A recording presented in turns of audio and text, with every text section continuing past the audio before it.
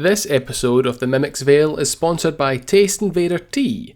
Treat yourself to 15% off an order of daring and delicious tea at tasteinvader.co.uk using the code TMV. Today we also welcome our newest patron, Soggy the Sea Monster. Welcome Soggy, you are about to hear us discuss Asgard's Fall, Assassin's Creed Shadows, Wandersong, but first, Promise Mascot Agency.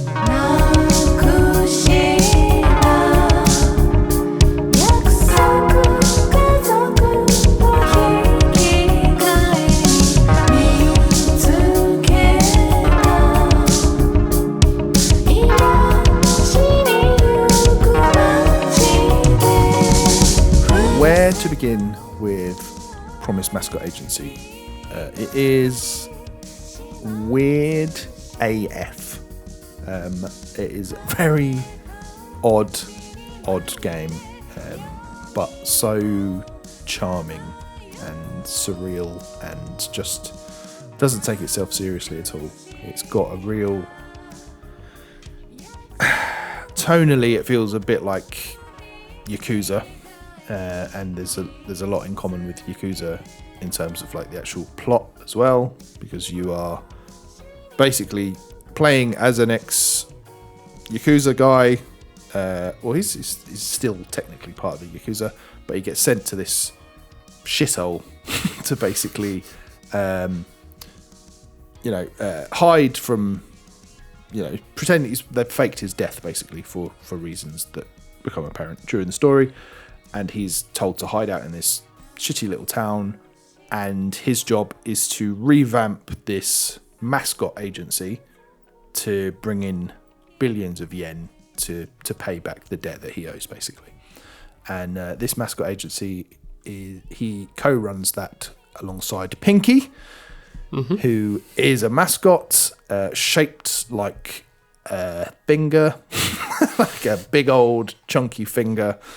And Pinky is quite psychotic, is very quick to violence, wants to get into a ruck and kill people at every opportunity, and she, and it is a she is the star of the show, I think.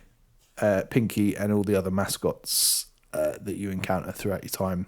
So you're basically the gameplay is you are it's like a management sim, really. You're trying to make money for this mascot agency, going around recruiting mascots, paying them a fair wage, giving them a bonus, and then sending them off on these little jobs, like opening a bakery, and they turn up there to entertain the crowd, and they encounter problems when they're doing these things, like one of the first ones is getting stuck in a door.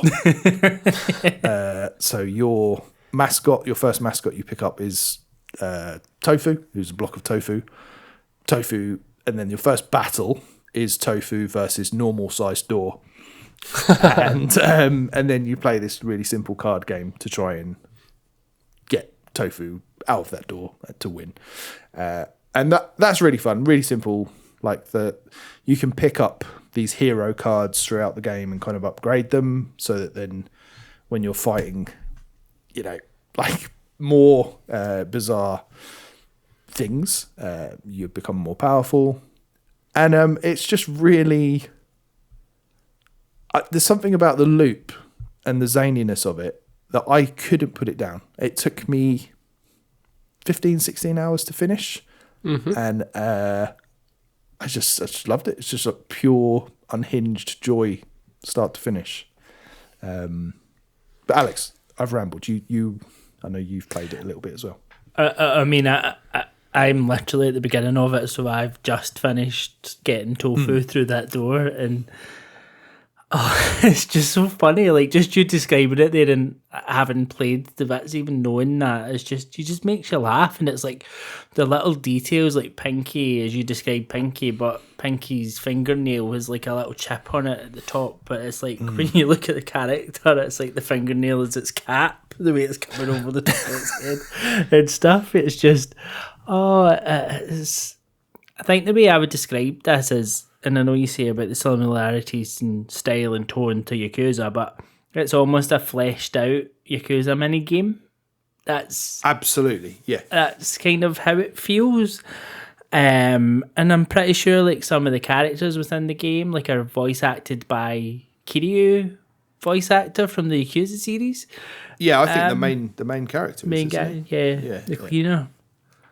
And it's just you're driving around in this little like beaten up milk float almost to go around this like really vile little city to deal with this corrupt mayor who wants your money, and you need to turn the Mascot Agency, which had gone under and been turned into a love hotel, basically, that you paid by the hour to take the seedy people from this town to if you were needing somewhere to go to do your business. And it's bizarre and brilliant. Like, yeah, I've only, as I say, I'm very early because I've been trying, as I said the last time, to be better at not starting loads of games because I don't do them justice, but I'm like trying to pick one at a time, and this is my next one. But yeah, it just seems to have it all there and has that kind of just bizarreness that I love from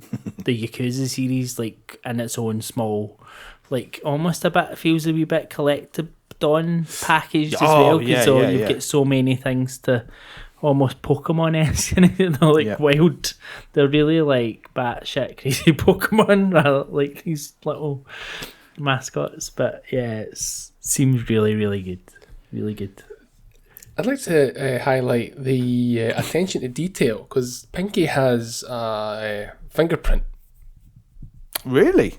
In some of the videos you've seen there's a little fingerprint. Noticed that. Wow. Yeah, nice touch. Yeah, I've never seen it. You can change Pinky's nail polish as well. So like one of the many collectibles is just getting different paint for her nail. So you can just go about and customise that for no apparent reason. I've seen no benefit to it other than, it's funny. But it's like one of the first characters you're introduced to is called Donkey. Like, and that just makes you laugh to begin with, because this big, like, one of the top Yakuza is called Donkey and stuff. And he's a big finger as well. He's Pinky's dad. Yeah, isn't a he? big mean. Yeah. Spoilers.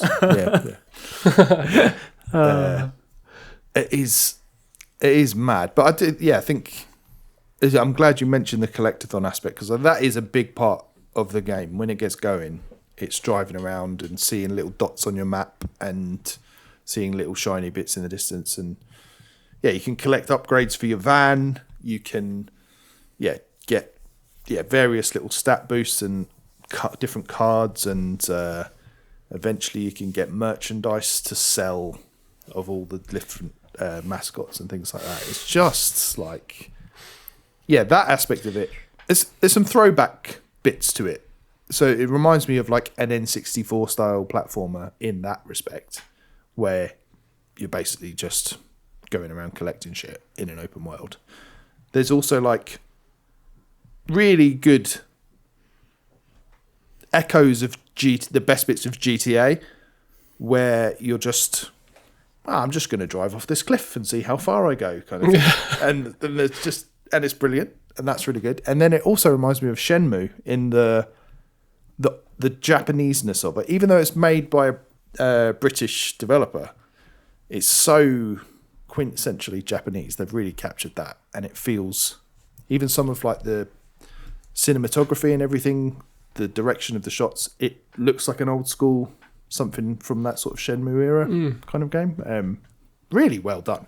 Like, it's even to that way when you're setting it up though, that because it's very much from the offset. It's like, this is the approach and the style we've gone for, and it's like you can switch this on and off, like the different like tints to the art style and that, so that they have gone for a very distinct art style, and like you can turn this on and off if you want and change all these options right at the beginning, but like just to get that old school Japaneseness.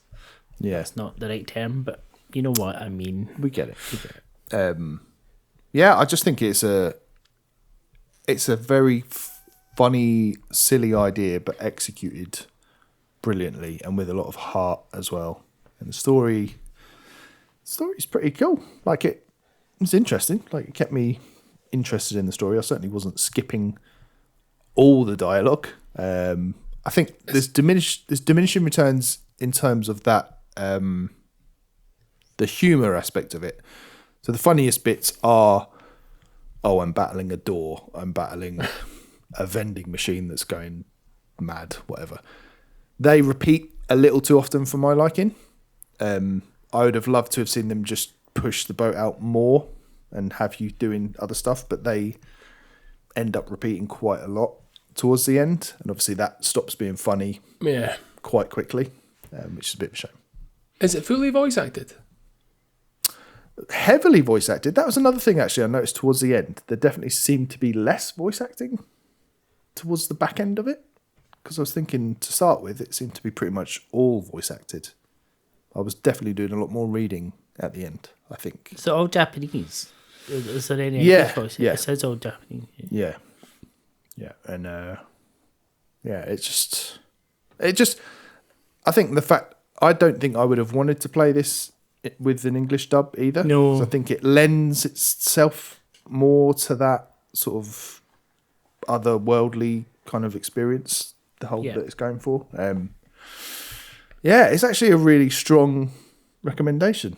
I think if you've got a sort of open mind and willing to just go along with some mad shit, it's a good one. The reviews are pretty strong. Yeah. 10 out of 10s, 9 out of 10s, 94 out of 100 PC Gamer.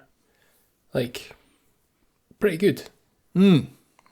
Deserves it, I think. Oh, I'm saying it deserves it. I can maybe more. I think by the time I get to the end of it, I might deserve it. But it's very, very strong first impression.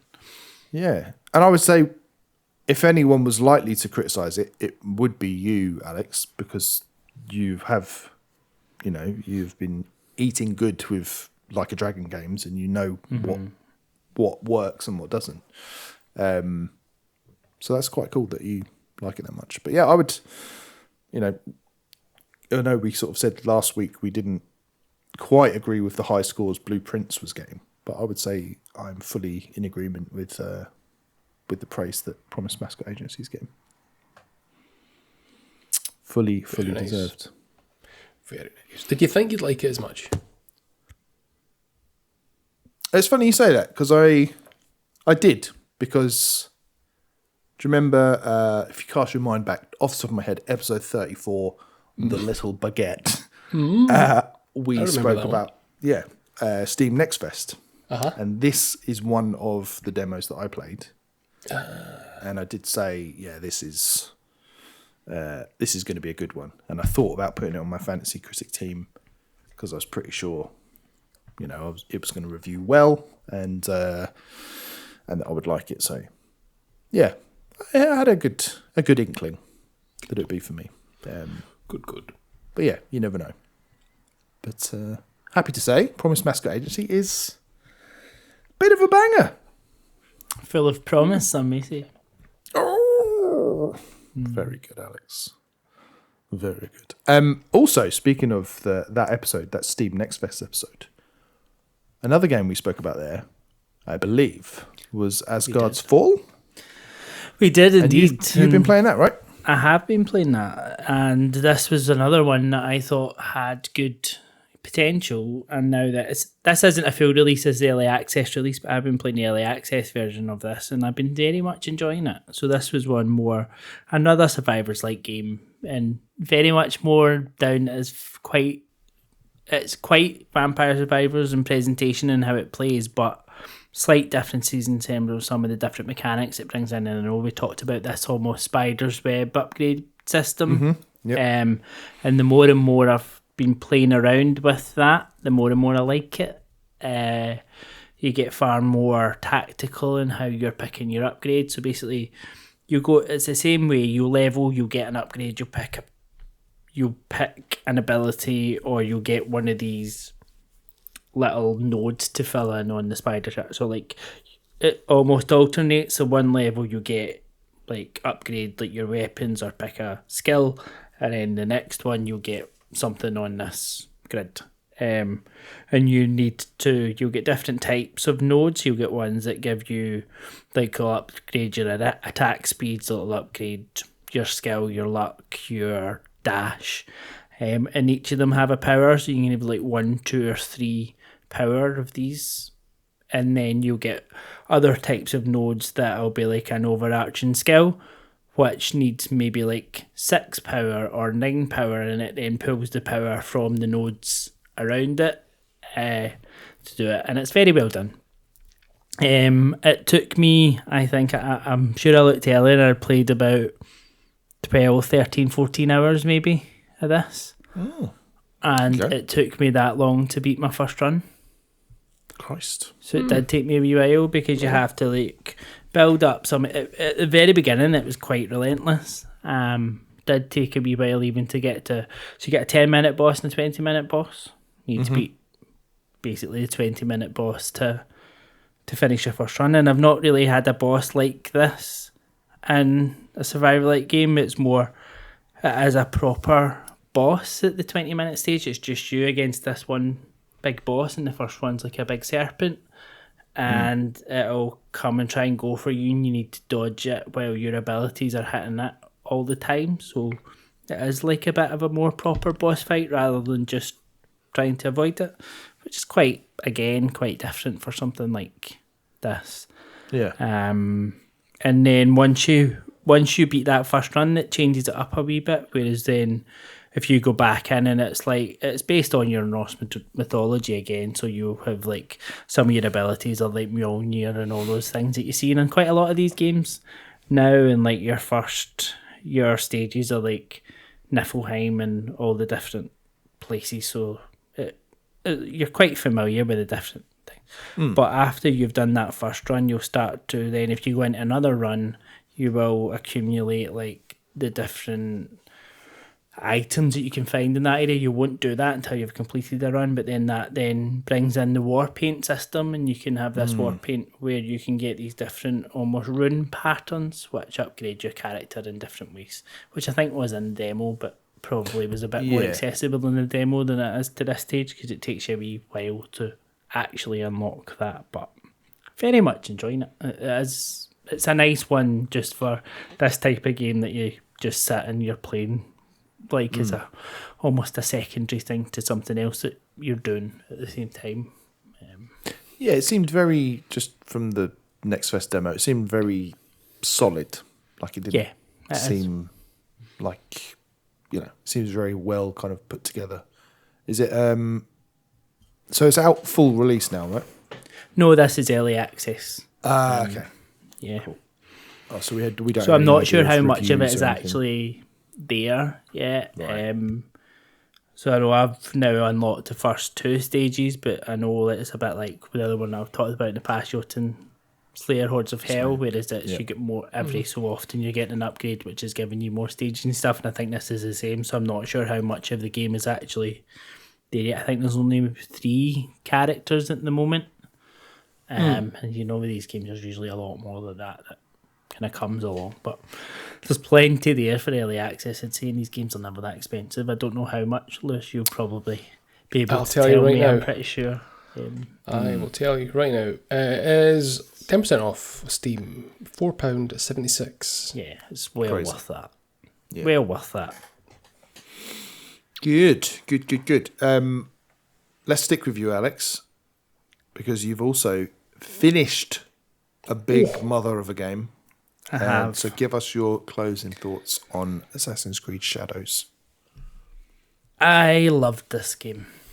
Like, I know when it's been quite a few weeks, I think, since I talked about it and since I started it, but at 58 hours, I completed the game, completed the epilogue, finished Naoi and Yasuke's stories. I thought the characters were great. I thought the world was great. I thought the story was fine, but it was more about the characters for me and the character interactions and the different people you were meeting. Like, It had that typical thing with Assassin's Creed, like you can romance all these different characters and you have a wee bit of sexy time in the beach and all that fun that you get in these Assassin's Creed things. It's quite nice. I that they had were no still idea that there. was Like, part of Assassin's Creed.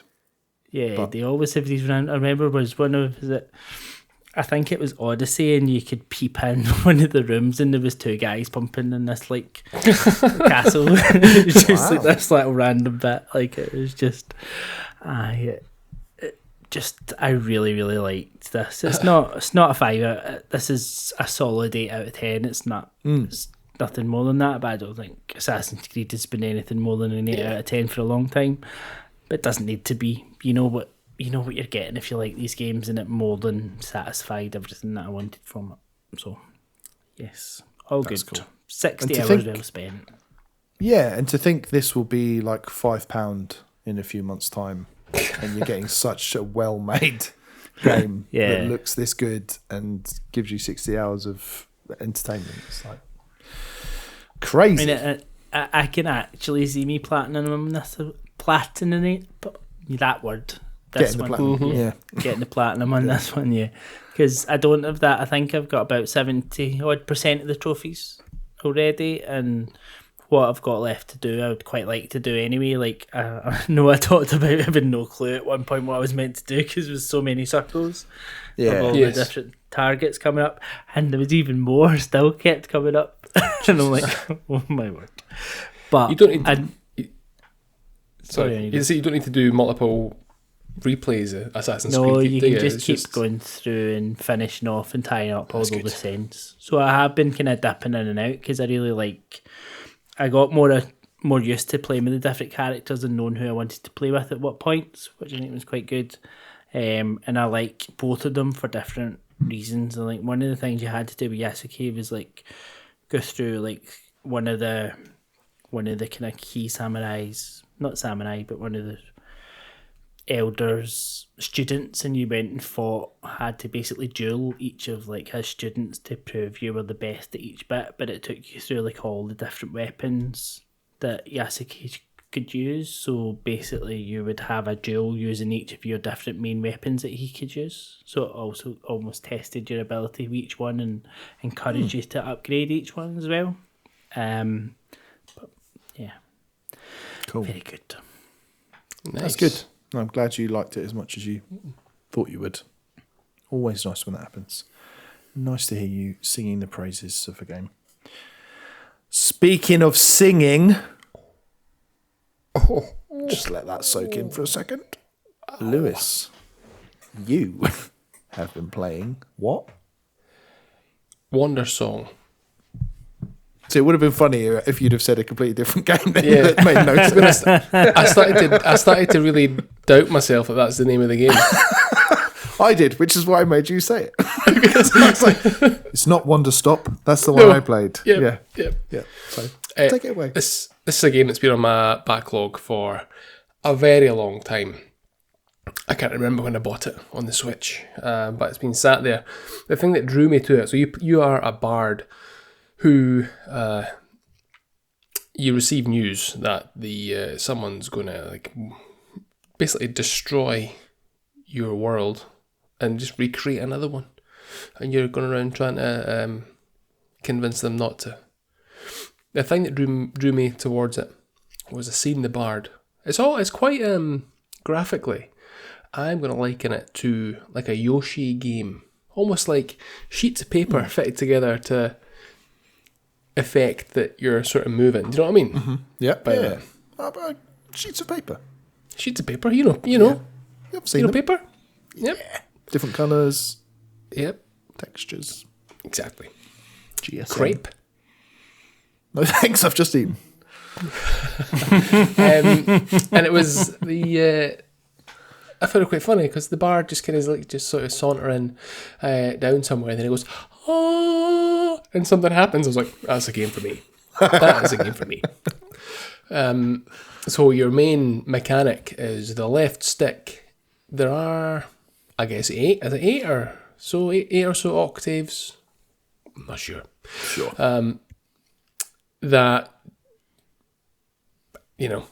That is just how you sort of battle. So, like, say there's early on there are ghosts in a village, and the ghosts hit certain areas of the screen, and you need to mimic that with your voice. So, say the ghost hits, the ceiling twice and the back wall once. You go up, right. You do a little song, and that's how it beats the ghost. If you want to get a little lift from a bird, you need to copy the bird song, and the bird will help you jump higher. It's just like a really nice little game. It's still pretty. When I was away, didn't have a lot of time to. I thought I'd have more time to sit and play it, but I didn't. So yeah, still quite early on, but it's really cool. It's I wish I'd played it sooner. There's a few on my to playlist that I want to get round to before Switch 2 comes out. But yeah, it's really cool. I don't think it's overly long. I don't know what the HLTB is. 9.5 hours. Pretty good. Pretty good. That's a good length. It's fun. It's relatively funny. You could just sing. Like, what is the guitar game that I platinumed that apparently wasn't the proper? Escape. That's the one. You could just sort of run along just shredding on your guitar. Well, if you wanted to, you could run along just holding one note forever. If you wanted to, as you're sort of holding your hand out in front of you in a sort of grand gesture. Yeah, so nice. Good fun. Frictionless and good frictionless fun. Exactly. You don't always need friction to have fun. No, you don't. That's what I say. Also, how I knew this would be a good game is because it's from the same developer as, say it with me, Chicory. Yeah. So you knew you'd love it, Lewis, because you know how good Chicory is. Did I say I'd reinstalled that? No. I've reinstalled it. Just to delete it, yeah. Just because it feels so sweet to delete it. Yeah. This has been on my list for a while as well. One of those backlog games that I picked up for pennies, and knowing how much I like Chicory, I assume I'll like this just as much. So I'm pretty sure this is one of old friend Lelena's favourite games. Yeah? Is it? Yeah, I'm fairly certain that's the case. It just seems like a harmless, good time. It may change the further I get into the game, but it's just nice. Good. I like the mechanic being singing. Yeah. I think that's cool. Singing it's different, cool. Exactly. It's cool. It's not a sword. It's not a gun. No. It's your own voice. The ultimate weapon. Let's use our voices now, as we have been. You mentioned there, Lewis. Okay. Wow. Maybe let's not do that. I tried to harmonise, but we just didn't quite get it. Oh dear. You mentioned, Lewis, that you were going to try and chip this off your list before the Switch 2 hits. I did. Very wise. Also, in the approach to Switch 2, we are mere weeks away now from the Switch 2 arriving. Very exciting. One little thing we wanted to do was have a look at the Switch and see where it ranks in the pantheon of Nintendo consoles. So, that is the little topic we're going to discuss right now. Where let's rank all of the Nintendo home consoles. Yes. Let's bloody well do it. Let's do Shall it. we? Shall we do it? Yes. It'll take about 3 minutes. Let's start with you then, Mr. Happy. How are we doing it? Great question. I guess Top to bottom? Bottom to top. bottom to top. Yeah. Have we all got individual lists written down? No. Okay. I've got it in my head. He's about to write it on a bit of toilet paper. All shite. No, look, I think can we at least agree on like the bottom one or two? Do we think? I would have thought bottom one definitely. Yeah. So, are we thinking Switch. Wii U? Are we thinking Wii U for the bottom one? I Yes. think that's a bit harsh, but I can see where you come from. I mean, if you think about it, some of the biggest games on the Switch are Wii U games. Yeah. But we're ranking the consoles here. Yeah, but the consoles is only as good as the games that's on it. And we should say the criteria here is basically But we feel like whatever we feel like. So this is not a scientific method by any stretch. But yeah, I mean the Wii U. Just look at the list. The Wii U. I mean, personally, I think I'd put the GameCube at the bottom, but that's more of a personal experience thing. This is gonna get spicy. No, but that's purely because that was the point I probably fell off gaming, and the GameCube like almost never ever really got touched. I kind of skipped the whole GameCube bit. All right. Well, that leads us really nicely then. So if we're saying Wii U as the number 7? 7. Yeah. Number 7, Wii U. For me, Alex, number 6, for the reason you said, my point of falling off games, was what he's going to say, and I'm going to hate it. It's not happening. The Wii. Oh, okay. Okay. That's not what you thought I was going to say, is it? No, It's it's not. not. No. I don't know. I feel that's a wee bit low for the Wii. Now, I thought, when I messaged the other day, I was like, this is actually quite hard, because looking at it, I was like, well, I don't think that really deserves to be there. Like, I'd say there's like a big gap between 6 and 7. Yeah, I would say the that's Wii unfair. U is easily last place. Yeah. I think it gets messy in the middle, and then probably again at the top. Yeah. But It'll have just a big company mess. with the Switch too, so like. but yeah, what are your thoughts on putting Wii next? Yay or nay? I can see where you're coming from because, I mean, I think the Wii was more novelty than like quality. Not quality, that's unfair, but it had more in that novelty factor, and it was just a completely different direction. But if you're talking like from proper games console perspective, then yes, I think that's fair. I also think it's fair. It's not my number 6, Right. but it is my number 5. Okay. Do you want to reveal your number 6 and let's debate? My number 6, and I've got a funny feeling I'm going to get pelters for this, is the NES. Oh no. And that's not saying it's a bad console. I just think the others are better.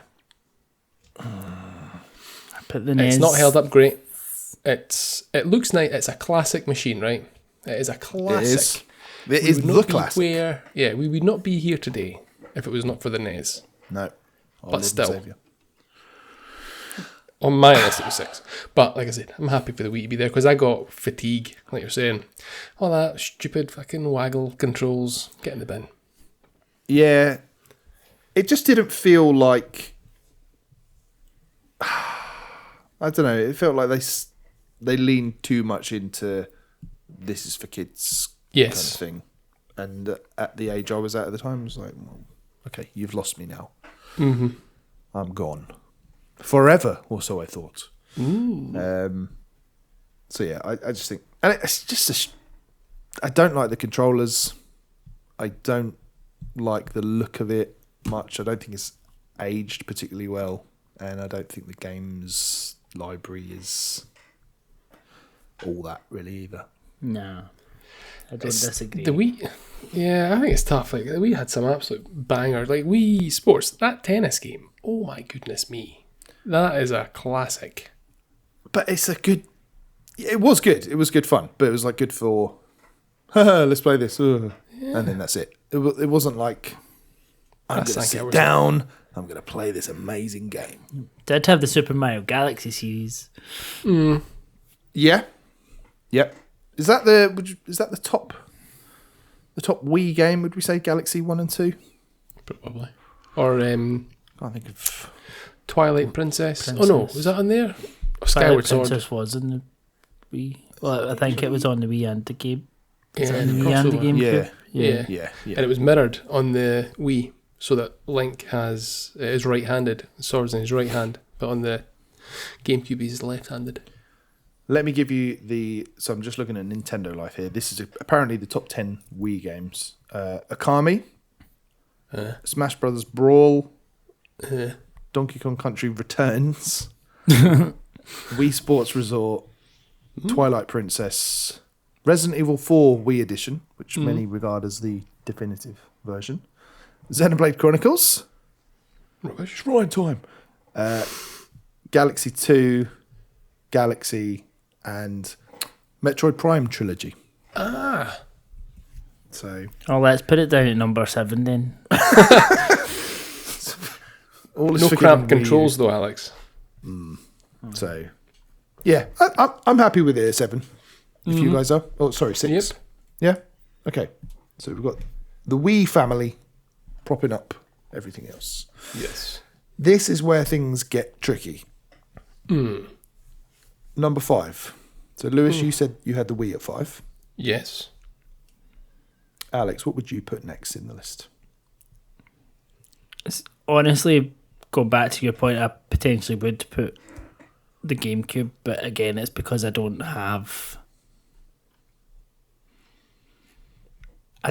genuinely don't think I played anything on the GameCube.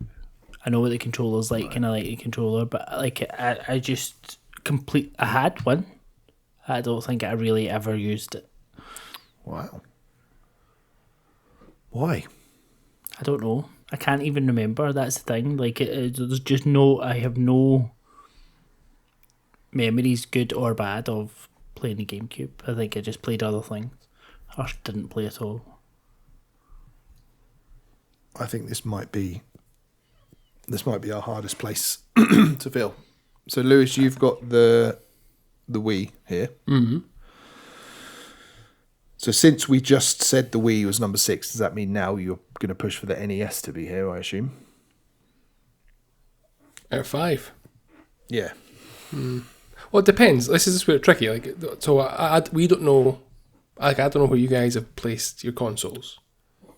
Well, I can tell you, N64 is my number 5. Right. See, I'd have that much higher, personally.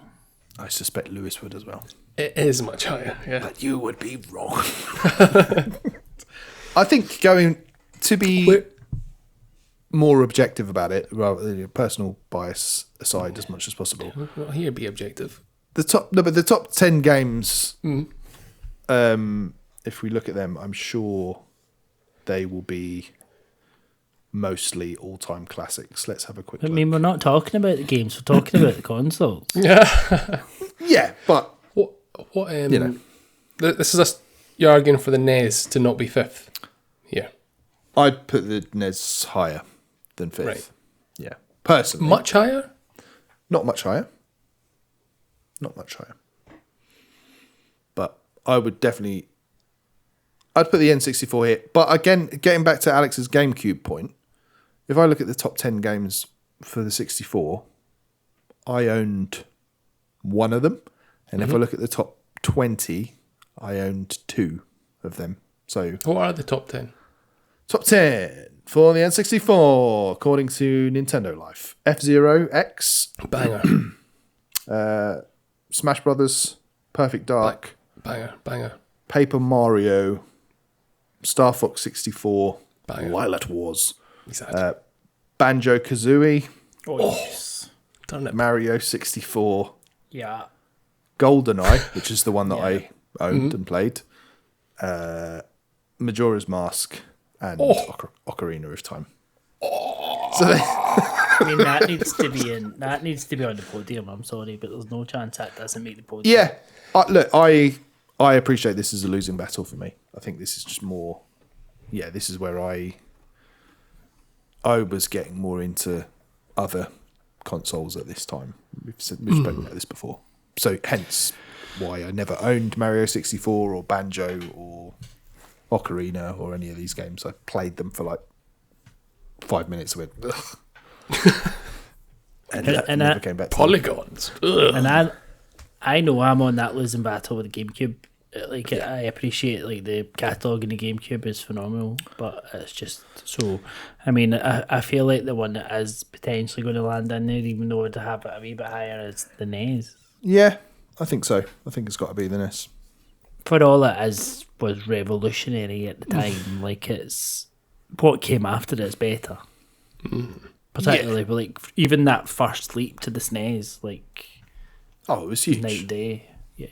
But just for comparison, all those 10 games, the majority of them you would say are like stone cold classics.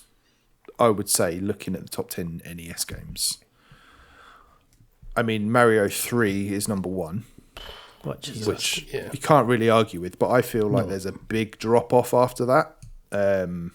Mega Man 2 is number 2. Zelda, the first Zelda game, is number 3. I mean, like, you're talking like these are sort of crunchy, old games now, aren't they? And it is a classic. Mario 3 was the tail end of it. That was your first. Yeah. Like, that's it. Yeah. And it was brilliant, but I think Mario 3 is head and shoulders above every other game on the NES. Like, I don't think, like you're saying, like, obvious for Wii U, but I still think the rest are very close to one another. Yeah. Okay, so let's lock in the NES at 5. Now, where are we at? So are we arguing the toss between GameCube and N64 then for 4? Switch. And Switch. God! You're throwing Switch into the mix. Well, I mean, But you've still got GameCube in the conversation, haven't you? I know, but I don't know. I feel like the GameCube for you guys is going to be at the top. Near the top. I have GameCube at 4. Really? I'm quite I surprised have with it. that. I have it at 3. Oh well, I'll happy put the GameCube before then. Yeah. I think that makes sense. That's easy. GameCube at 4. It's I mean, what are we going to? Have we done the top games on the GameCube? no. I can pull that up right now. Didn't you? Oh, no, it was the Wii. Yeah. Some top bangers 10. on this. Yeah, I think the GameCube library is really, really strong. So top 10, we've got 10 F-Zero GX. Then Fire Emblem Path of Radiance, which I'm looking forward to trying. Yes. Then same. Twilight Princess. Smash Bros. Melee. Still, some say like the seal of quality. The definitive. On Melee. Yeah.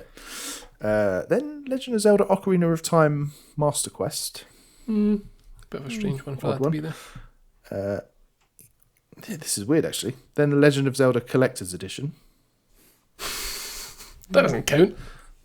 These don't count as real games. Okay, then Resident Evil 4, which I think was a huge one. Then Wind Waker at number 3. Then Metroid Prime. And then number 1, Paper Mario Thousand Year Door. Which I think that deserves to be number 4 then. I think that's... Yeah, I think... No Eternal Darkness on that top 10. That's shocking. Yeah. There's some...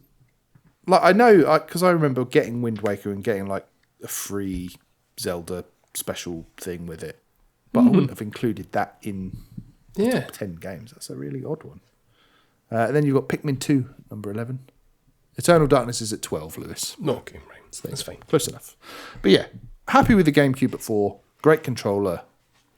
Great system. Can't wait to play some of those games when it comes to NSO. Yeah, that'd be good. GameCube at 4, which leaves us with N64, Super Nintendo, and Switch duking it out on the podium. Yes. You could argue each of these anyway, because I mean I think the SNES was top tier. I think the N64 was top tier, and the Switch really blew everything out of the water. So you're like, it's difficult. I know, Ben, you would have the N64 at 3 without a doubt. Yeah, and I think deservedly so. What would you have at 3, Alex? I think I would have the Switch at 3. Right, so we're all different. I would have the SNES at 3. No. Let's have a look. Let's have a look at the top 10 SNES games. Sure. Yeah. These are all going to be bangers. So number 10. Number 10. Earthbound. Oh, Please respond with the appropriate noise to each one. Number 9. Donkey Kong Country 2. Diddy's Conquest. oh. Number 8. Super Mario RPG. Legend of the Seven Stars. Yeah. I feel like the remakes of Thousand Year Door and Mario RPG have tainted the legacy a little bit of those games. Because now that we've played them, I think a lot of people are like, yeah, it's all right. Yeah. I Totally think that's why RPG. people like why they've not done Chrono Trigger, because they're like, Yeah. just leave it. Just leave it. Leave it be. Number I assume 7, that'll be on this. Super Mario All-Stars. Class. I mean, Which that's was like cheating, that's cheating. isn't it? But it was brilliant, though. It was no, a but good. it was. brilliant I remember getting that not packed in, but that was the box. It was that yellow Yeah. All Stars SNES box. There you go. Yeah. Super Mario World 2 Yoshi's Island. Great music.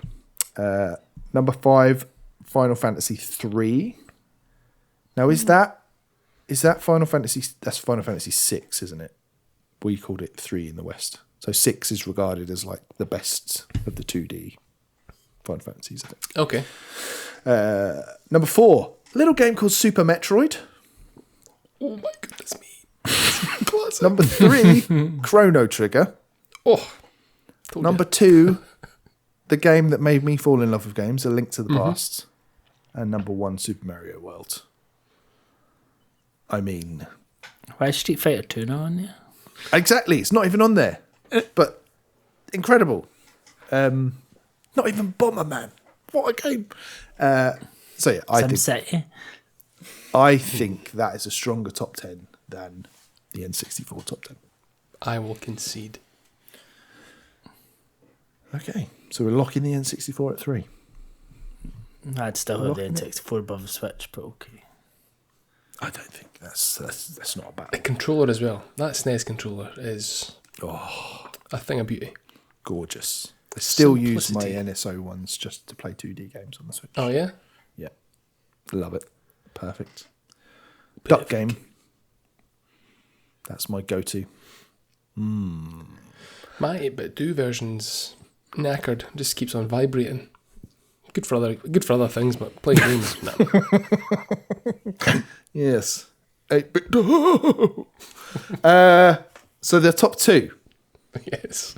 We've got Super Nintendo and Switch duking it out. Alex, you've drawn a line in the sand. It feels like you'd go for Switch here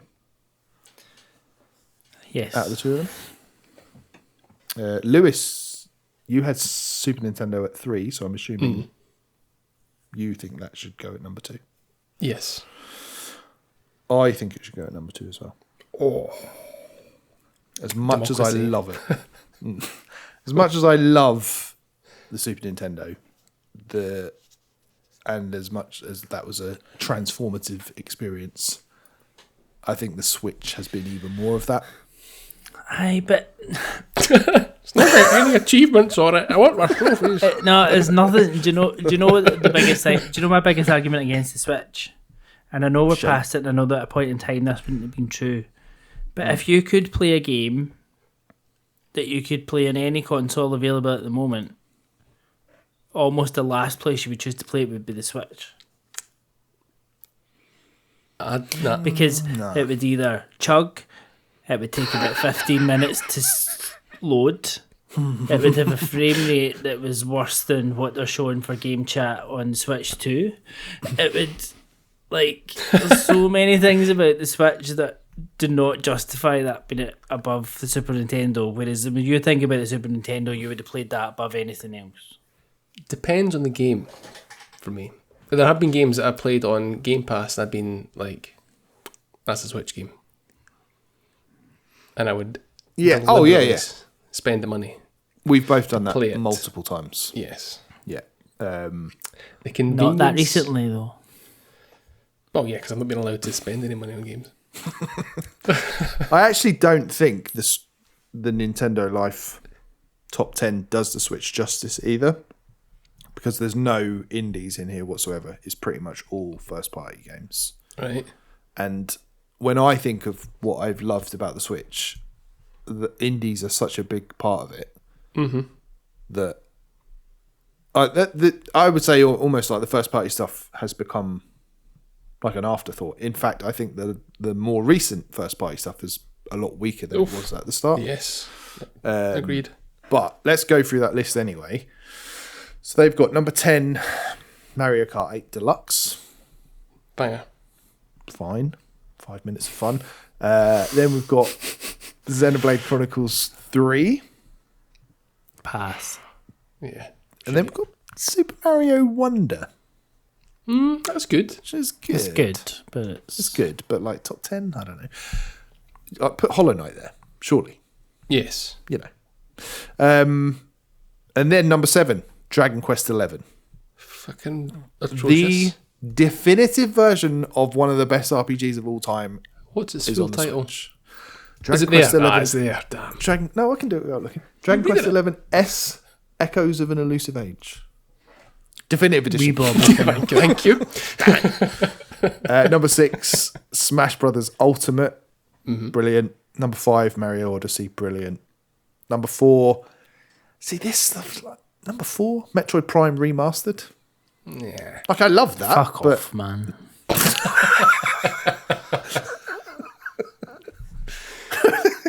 it doesn't feel like it should be number 4. No, that's bullshit. If you let's see how Alex feels about number 3, Metroid Dread at number 3. Absolutely. No, that's no. And then number 2, Tears of the Kingdom, and then Breath of the Wild, number 2 and number 1. It's a bit. That's a lazy top 10. That's a I think. shite It is. list. That yeah. Yeah. Where is Fire Emblem? Fast Houses? RMX. Faster. The best games came out in the first week. Yeah. Yeah. I'd put Sneak Three Pass. Houses in there. I'd put like, I don't know. I'd put like Celeste in there even. Just like, you know, fucking hell, better than Mario Wonder is very good, but it's not like 10 out of 10, is it? Come on. But are we happy putting Switch at 1? Seems like that's the okay. The people have spoken. The people have spoken. Let's run that list back.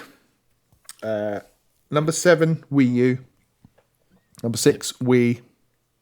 Number 5, NES. Harsh. Number 4, GameCube. Harsh. Number 3, N64. Flattering. Number 2, number 2, Super Nintendo. And number 1, Nintendo Switch 1. It's a good list. A good list. Good list. It And I is should indeed. say, I would say that is less controversial than the list that we were looking at beforehand from The Gamer that we were just referring to. So their list was Wii U, Wii, all good so far. NES, okay, it's exactly the same so far. And then number 4, Nintendo Switch. Oh, Number 3, N64. Number 2, Super Nintendo. And number 1, GameCube.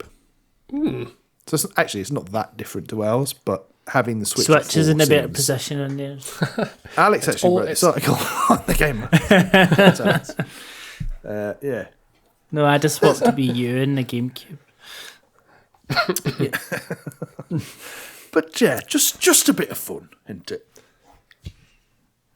it's tough Yes. to. I mean, that's. I thought it was tough to list them. It's 7 consoles though, about to be 8. Seems like there should be more. Yeah. Well, if we were doing handhelds, that would be a Good point. whole other conversation. Or if we were adding in other consoles, you could. we could Good do point, that. Alex. Good point. And that is what we are going to do.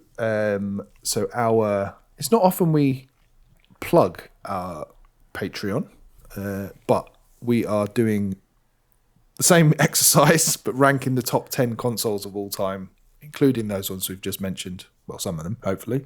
But yeah, on the episode that also comes out today, we have got a ranking of the top 10 game consoles of all time. So if you like listening to us argue and you like listening to Alex getting annoyed and swearing at us, then We'll have some that good is- ones in that list. We will. We will. But yeah, that's Pick my available list. at patreon.com/The Mimic's Veil. From as little, a tiny, tiny, minuscule amount in this day and age of £1 £1. a month. £1. So you get access to today's episode of Chinbat. Oh, careful. And all previous episodes, and we put out one a month of those. And you also get access to our Discord server, which is nice. Just make sure you don't subscribe on the Apple app because they'll charge, because they're bastards and charge extra money. So Do just they? make sure you do it on the website if you're using an Apple phone. Do they? Yeah, they do. Interesting. Interesting. Cool. Well, that was nice. Any other thoughts? Any closing arguments? Anyone feels like? Nope. No. I think that's a good list. Good list. SNES was robbed. Yeah, it was. Wasn't it? Right. That's enough of that nonsense. Let's round things out with a wee game of Guess the Outro.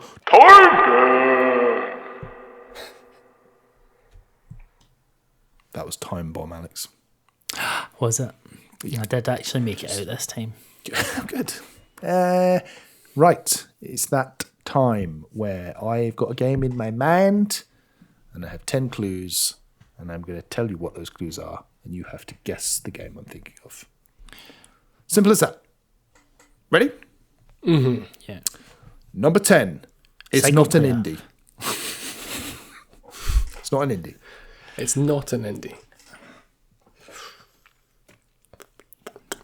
Indiana Jones and the Great Circle. No. Number 9. First in a series. Jesus. Oh. Gears of War. What's a great shout? No. Number 8. Single player and multiplayer.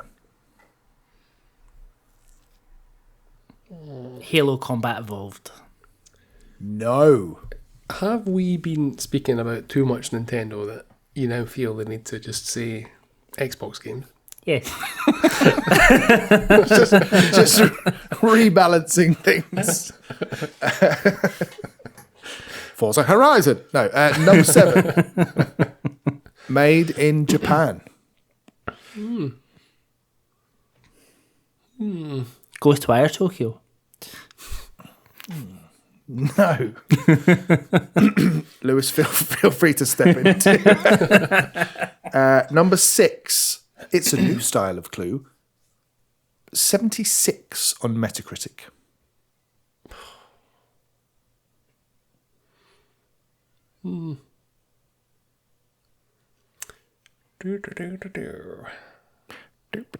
That certainly would put it in the realms of an Xbox game, Alex, if you want to.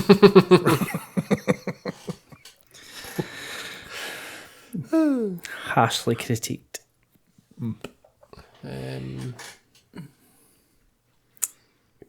I don't know. Blankety blank. Blanking. Okay, next one. Number 5. Cartoonish art style.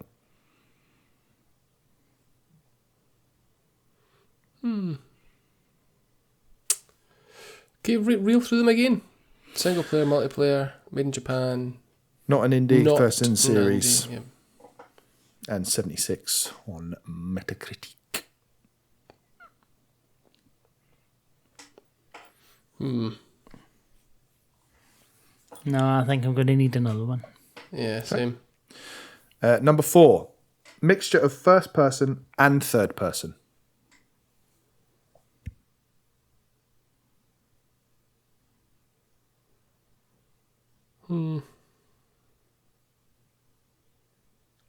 This is hard.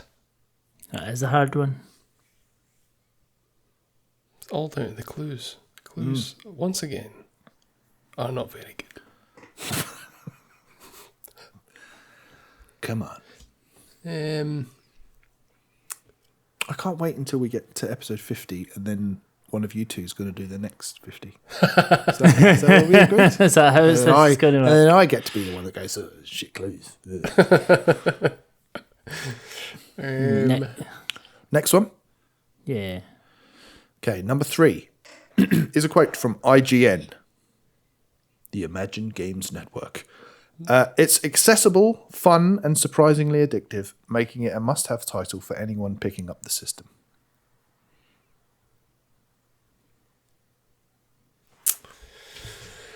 Oh dear. It's got to be something really obvious that we're not thinking Yeah. of here. That sounds like a launch game. I also think it's a Nintendo game because we spoke about Nintendo for so much of today's episode. Off the back of that rank in the consoles.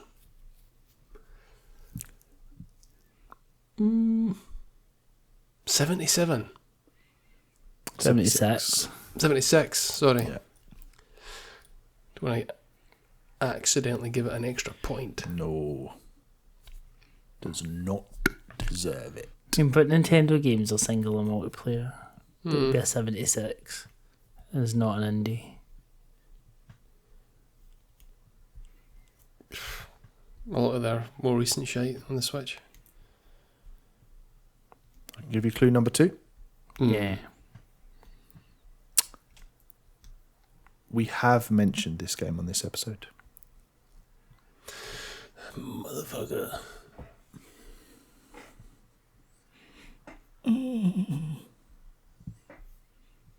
That is a horrible clue. Well, we haven't mentioned that many games, have we? Oh, you have. You've literally rattled off about 40 games from a list. Did I do it just to confuse you? Probably. It seems largely irrelevant going through this top 10. Not now. Ooh.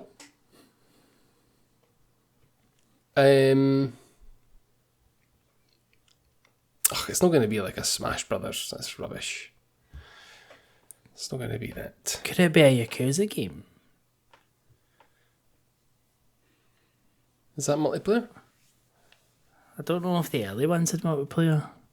Because I know the kind of random ones at that point in time.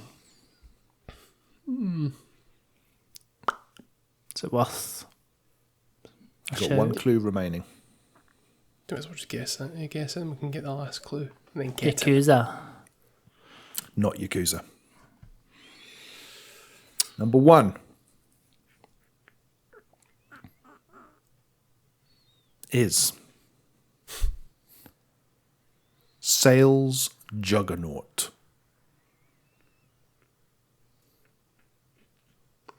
Sales Juggernaut. Fortnite? We've not mentioned Fortnite. No, we haven't mentioned Fortnite. Mario Kart. Higher than a 77. Aye. Shouldn't be.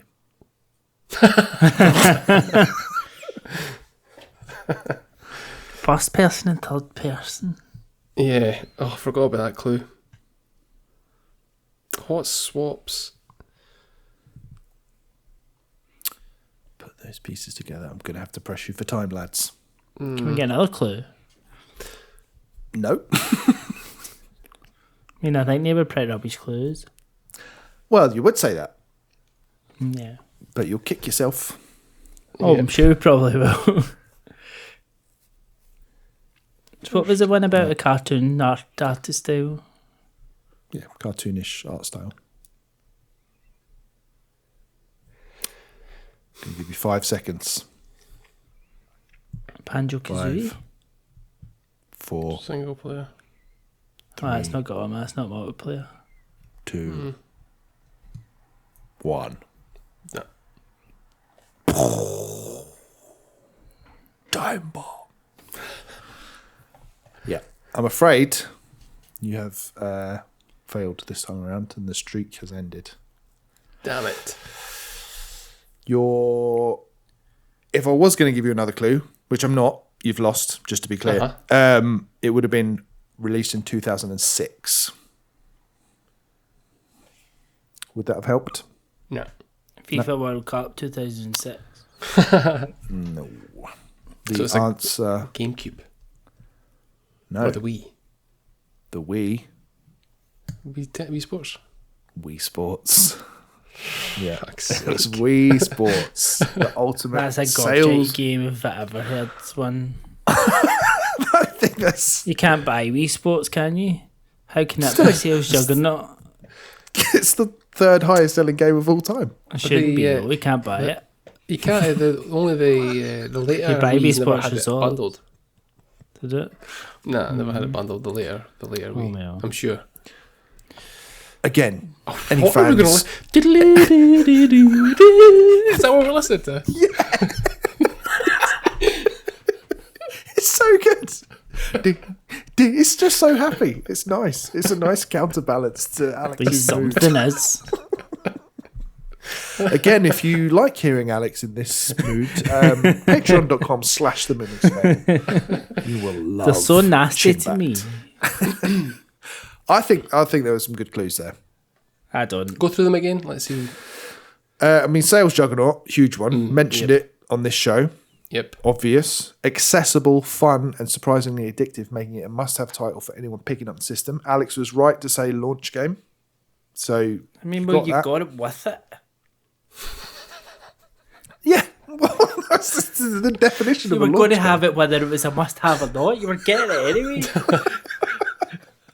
Yeah, that's a bit deceitful. That clue. Uh-huh. Actually. As No. first and third person, that's nonsense. True, it is true. Boxing was in third person. Yeah, Whether it's true or not, tennis it's was still third person. nonsense. Bowling was first person. You know, it's factually accurate. All the clues were there. Let us know at home if you. It's not even a real game. Tech demo. Right. But yes, the Stuart's composer, inquiry. the ombudsman, the composer of this one is Kazumi Tataka. And looking back over his career, it's basically been at Nintendo since like 1992. Really? So, like Mario Paint was one of his first games that he composed. So he for. doesn't do games then. Then he did Luigi's Mansion in 2001. You know, Fair. that's a real Okay. game, a launch game again. And then he did Animal Crossing New Horizons in 2020. So like that is a long old career. Mental to be at one company, but yeah. This is not our usual kind of banger that we'd have at the end of the show, but I hope it puts a smile on your face, nonetheless. That was such a gobshitey choice. It is. Right. We are going to cheer Alex up with a bit of the title theme from Wii Sports.